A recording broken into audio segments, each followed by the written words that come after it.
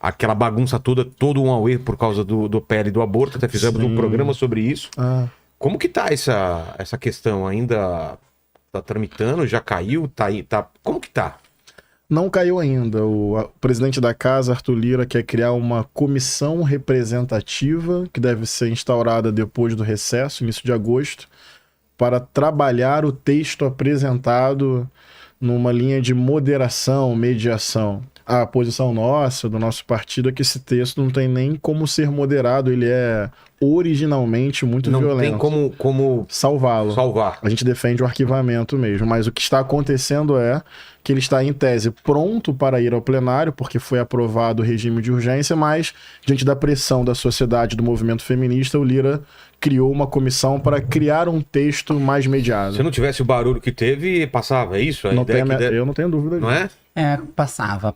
Eu acho que tinha um cenário muito de teste do que seria. Usaram esta agenda, que sabiam que não era uma agenda fácil, tinha um interesse fundamentalista por trás, e colocaram um termômetro para sentirem. Vai, não vai, temos condições de aprovar essa legislação. E aí, toda a mobilização social, os movimentos feministas, mulheres ocupando as ruas, trazendo Lira como um responsável por ter colocado na ordem do dia essa pauta, foi um movimento importante para mostrar que não é assim, que a Câmara não tem o direito de fazer aquilo que quer, da maneira que quer. Existem vidas que são atingidas pelas políticas que são promovidas pelaquela casa, e aquela casa precisa respeitar a Constituição, o direito das pessoas, a dignidade, etc. Então, sem sombra de dúvida nenhuma, sem barulho, sem mobilização, sem os movimentos, talvez hoje nós tivéssemos já um projeto dessa envergadura aprovado pela Câmara. Não sei se o Senado aprovaria, daria, mas a Câmara com certeza teria aprovado. Votos para aprovar? Tinha, né? Não à toa teve voto para aprovar o regime de urgência. Não sei se vocês concordam, mas eu acho que também o slogan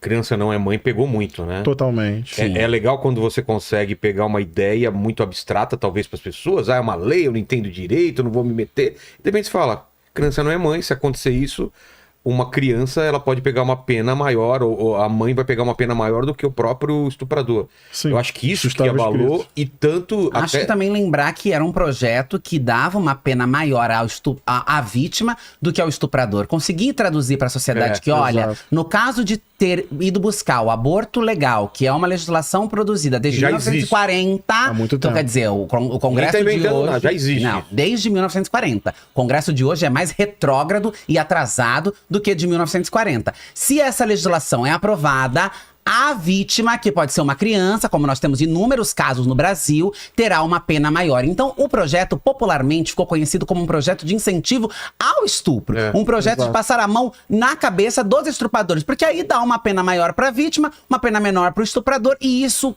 comoveu, mexeu com as pessoas, porque disse, olha...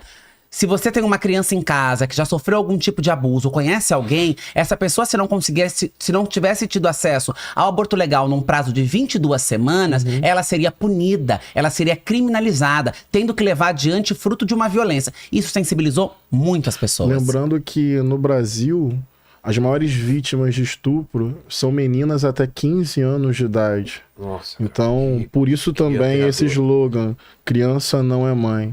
Então, assim, num país que a cada 8 horas tem um feminicídio, uma média de 156 estupros de vulnerável por dia, a preocupação do Congresso é criminalizar a vítima, enquanto deveria ter toda uma agenda positiva de enfrentamento à violência contra mulheres, de proteção, de dignidade, de representatividade e empoderamento de meninas e mulheres no Brasil. Acho que foi importante porque, mesmo no meio cristão, se dividiu, né? Sim. Não foi aquela lá de achar, não, os evangélicos, os católicos estão contra. Não, os caras, muita gente que eu entrevistei, muita gente que eu conversei, foi contra. Então conseguiram essa mobilização, inclusive dentro do mundo cristão. Né? Nós temos que quebrar essa narrativa de que o campo evangélico é um bloco. É um bloco, é uma boiada. Exato. Que alguns pastores falam e todo mundo baixa a cabeça. Tem que quebrar mas isso. A galera tem essa ideia, né? Não, essa ideia é produzida. Veja, eu faço um papo reto e sincero. A maioria é conservadora?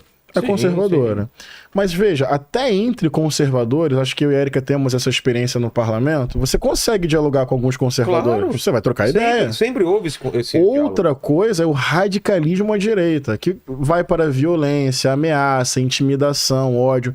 Então até mesmo a frase, veja, a maioria do campo evangélico é conservadora, com a qual eu vou concordar, isso não quer dizer que a maioria do campo evangélico é extremista de direita. Isso é uma outra dinâmica. Também, né? Tem muitos conservadores evangélicos que a gente vai discordar sobre a interpretação da Bíblia, perspectiva política de sociedade, com respeito. Ninguém vai partidarizar o púlpito, claro. Ninguém vai fazer campanha eleitoral dentro da igreja, ninguém vai defender a morte de quem pensa diferente. Então, eu acho que tem que disputar, inclusive no campo da esquerda, que o campo evangélico é popular, é feito por trabalhadores, tem extremistas, tem conservadores, mas tem pluralidade também, tem teologia negra, teologia feminista, teologia popular. Então acho que esse ponto do PL que protege o estuprador e criminaliza meninas e mulheres demonstrou. Muitos pastores e pastoras, até de um campo conservador, dizendo, eu não fecho com isso. Não em meu nome esse tipo de afronta a mulheres e meninas, ao Estado laico, à cidadania e por aí vai. Porque o discurso de ser a favor à vida é muito bonito, né? Mas e a realidade, cara? A realidade não é bem assim. Sabe o que é a realidade? Que a política, para quem defende, né, esse slogan da defesa da vida. Só para acrescentar no que você vai falar também. Sim.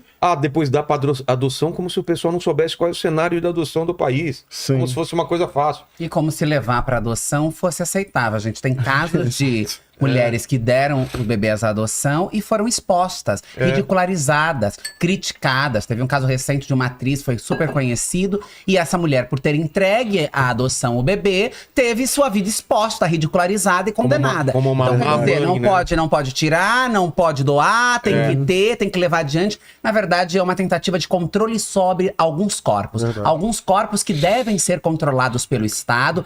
Parte desses setores da fé, que o Henrique muito bem destacou agora, também fazem parte dessa tentativa de controlar alguns corpos, que são corpos que não podem desfrutar do status quo de humanos, de livres, de donos de si mesmo. Precisam se manter controlado pelo Estado e por uma patota religiosa, que não é o campo evangélico cristão como um todo. É importante, eu gosto de fazer a dicotomia de dizer, fundamentalistas e cristãos, são coisas diferentes. Cristãos é quem crê em Cristo, quem crê na Bíblia, quem tem sua fé, sua religião, acredita em um Deus. Fundamentalista, agora, fundamentalista são esses políticos que usam da fé, usam do nome de Deus, usam da religião, usam muitas vezes da inocência dos fiéis nas igrejas para continuarem perpetuando o seu poderio, a sua visão de mundo, a sua visão de Deus, de religiosidade, e é diferente de quem vai ali proferir a sua própria fé. Então eu acho que tem uma relação com esse controle de que corpos são controlados. E aí não adianta, fala de doar porque agora a gente tá falando de aborto. Mas se for falar de outra pauta que entra na adoção, aí não pode doar, porque imagina, o fruto da vida, seu amor, uma parte de você mesma. Isso escancara a hipocrisia com quais esses homens que estão na política, estão nos púlpitos, lidam com determinados grupos da sociedade, que são grupos que, na visão deles, precisam estar sempre servindo, sempre controlado por eles, para que a norma se mantenha igual sempre esteve. E é lamentável, mas obviamente que nós estamos fazendo um contraponto aí. Claro, né? Nós estamos mostrando que esse controle tem um limite e que não vai ser tão fácil da maneira como eles esperam que sejam. Eu posso comentar uma coisa rapidamente sobre isso? Claro. Porque o fundamentalismo religioso, no caso cristão e evangélico, e eu reconheço que hoje no Brasil ele está em ascensão, ele não somente organiza a vida do indivíduo e da comunidade. Eu penso Deus assim, eu penso a Bíblia assim, eu penso a minha família assim. Eu poderia discordar, acho que é uma visão contrária ao espírito amoroso e generoso do Evangelho de Jesus. Só que tem uma segunda camada. Eles pegam essa visão religiosa e, primeiro, dizem que todo o cristianismo pensa desse jeito. Isso aqui já é um grau de violência. Então, apaga uma diversidade histórica que existe no cristianismo. O cristianismo também é Martin Luther King, também é Dom Helder Câmara, também é Irmã Dorothy, também são as comunidades eclesiais de base, tá?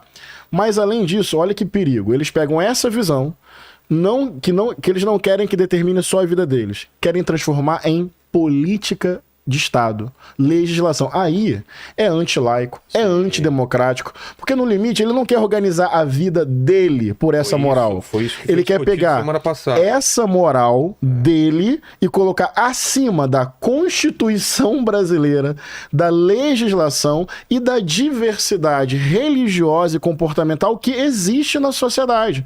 Então, por isso que aquela frase do ex-presidente, Deus acima de tudo, ela me soa perigosíssima. Eu sei que as pessoas podem achar estranho. Eu, como discípulo de Jesus, pastor, como assim, Henrique? Não, mas na tua vida, ok. Exatamente. Mas é a visão. Da nação. É a visão que ele tem de Deus, que eu vou dizer que é absolutamente violenta, eu tenho medo desse Deus. Mas independente do conteúdo da visão, o erro está em pegar esta visão de Deus e, por meio da lei, impor ao conjunto da sociedade.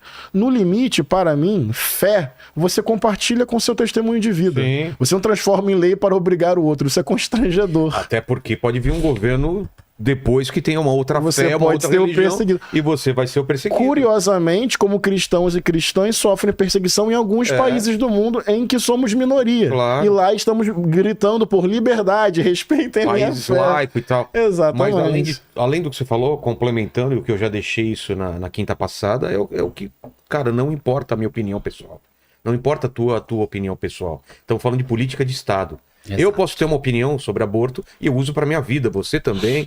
E cada um em casa. Agora, daí a querer forçar ao Estado ter essa política ou não entender que outras pessoas têm as questões dela, eu acho, no mínimo, é de um egoísmo e de você não se colocar no lugar de outra pessoa. Exato. Então, assim, como muita gente, quando a gente colocou a pele do aborto, um cara fala, aborto é assassinato. Falei, então não aborta. Se, na tua opinião, não aborta. Só que a gente não está discutindo a sua opinião pessoal. Estamos discutindo política de Estado. Mas eu acho que é importante também para que o próprio público compreenda. Eu tenho feito muito esse trabalho de traduzir. Este projeto não está discutindo se nós somos favoráveis ou não ao aborto. Sim. Existe uma diferença entre uma política de Estado que legalize o aborto e existe uma diferença entre um projeto de lei que quer mudar uma legislação de 1940. Exato. Neste projeto, nós não estamos dizendo a partir de agora o aborto está legalizado, a partir de agora pode abortar. O Estado brasileiro continua negando o direito ao aborto. Só não em 3 casos que são estes que estão pautados por esse projeto. Feto anencéfalo, caso de estupro e risco pra mãe, né? Então, assim, nós não estamos... Agora, inclusive, eles usaram muito isso como uma cortina de fumaça. O aborto, a vida... Agora, nós não estamos discutindo isso, se é legal ou não. Nós estamos discutindo que uma pessoa que faça o aborto legal, nos 3 casos previstos, não pode ser criminalizada, não pode ser condenada. Aí vem a narrativa. Mas você acha que não é possível em até 22 semanas se identificar? Não é. Muitas meninas, mulheres, e gosto de dizer... Por incrível que pareça, não. Exato, não consegue, porque você tem uma criança em casa. A criança começa a apresentar sintomas. Ela nem entende o que aconteceu. Exato. A última coisa que você vai investigar é uma gravidez. Ou pior, não o aborto legal não é a porta aberta. Você chega no pronto-socorro, você chega na Santa Casa, você chega no lugar e pronto, vem aqui, você tem o direito. Não, é um trâmite, é burocrático. São poucos hospitais que oferecem o serviço. Nisso daí, já vão semanas e semanas. Se a pessoa tá no interior do Brasil, se a pessoa tá num lugar que não tem hospital que ofereça esse tipo de serviço, a pessoa tem que se deslocar, viajar e mudar de vida, mudar de casa, entrar escondida pelo hospital, como aconteceu aqui no Pérola Baito inúmeras vezes em São Paulo. Então, assim, garantir que não haja um tempo é garantir que esses corpos que gestam, mulheres, meninas e pessoas que gestam, porque pessoas trans também precisam ser incluídas nessa discussão, possam ter o acesso independente do momento em que seja. Ninguém gostaria de estar dizendo que uma menina de 10 anos tem que ir abortar, mas nós estamos fazendo o trabalho contrário. Nós estamos querendo criminalizar ao invés de combater a cultura de estupro da sociedade. Nós só estamos discutindo esse projeto porque ainda hoje existem homens que estupram crianças, mulheres, pessoas neste país. É isso que a gente precisa inverter a prioridade. Porque ao invés de criminalizar essas pessoas, nós não estamos discutindo qual é a política de Estado que deve ser aplicada no debate sobre gênero e sexualidade para impedir que homens estrupem meninas, que pais estrupem as suas filhas, que o corpo seja respeitado. E 2 comentários. Só deixar claro uma coisa. muita gente tá falando que a criança vai ser obrigada a abortar. Ela tem também a decisão de seguir, no limite, é seguir verdade. a gestação. É verdade. Não é uma obrigação da mulher, ou seja ela quem for, que tiver grávida. Sim. Você tem que abortar. O pessoal tá... não, agora todo mundo. E outra coisa, os abortos acontecem, vocês querendo ou não. Quem tem dinheiro não passa nenhum desse processo, vai lá simplesmente, ou vai para fora do país, ou vai numa clínica e faz. 2 comentários rapidamente. O primeiro, esse tempo de demora, por exemplo, para uma menina buscar ajuda, tem todos esses fatores que a Érica muito bem explicou, e tem um outro. As pesquisas demonstram que estas meninas, na maior parte das vezes, foram vítimas de violência sexual dentro de casa. Então... familiares e conhecidos. Ou seja, você espera o quê? Que no limite a pessoa que estuprou incentive a menina que engravidou a buscar ajuda? Isso é muito improvável. Ou seja, o próprio ambiente em que a violência aconteceu pode dificultar a menina a buscar apoio no tempo correto. Outro elemento, Érica falou muito bem, por que não estamos discutindo política de enfrentamento à violência contra mulheres? Daí, olha que curioso, eu chamo de pacote perfeito da maldade desse grupo. O mesmo grupo que quer criminalizar mulheres e meninas é contra qualquer tipo de educação de gênero nas escolas. Ou seja, quando eu falo educação sobre gênero, é para enfrentar cultura de violência, falar de igualdade de direitos, ajudar uma criança ou uma adolescente a perceber o que é assédio, o que é toque abusivo, o que é um tipo de intimidação e coação sexual dentro de casa. Ou seja, quando nós falamos sobre a escola cumprir um papel de conscientização sobre igualdade e prevenção à violência de gênero, vem a palavra gênero, e eles, diante desse pânico e desse preconceito, querem impedir que a escola trate isso. Nem ter a palavra ou seja, gênero na educação sexual já tinha... Mas se você troca por educação sexual, esse mesmo grupo quer interditar o debate. O debate seria fundamental para diminuir a violência. Depois a violência continua... Não, naquele debate do Plano Nacional de Direitos Humanos, o PNDH, que se queria tratar isso no governo Dilma, foi uma reação enorme desse campo fundamentalista, dizendo que educação de gênero e sexual nas escolas era erotização de criança, quando sempre foi conscientização para evitar violência, para pensar e fortalecer uma cultura de igualdade de direitos e fazer, inclusive, com que meninas aprendam a perceber dentro de casa o que é assédio, o que é intimidação, não só meninas, o que é violência. Meninos também, mas numa cultura machista, as meninas são mais vítimas que meninos. Então, o mesmo campo que quer criminalizar a vítima não aceita promover educação para que a violência diminua. É assim, por isso que eu estou chamando de pacote perfeito da maldade, entendeu?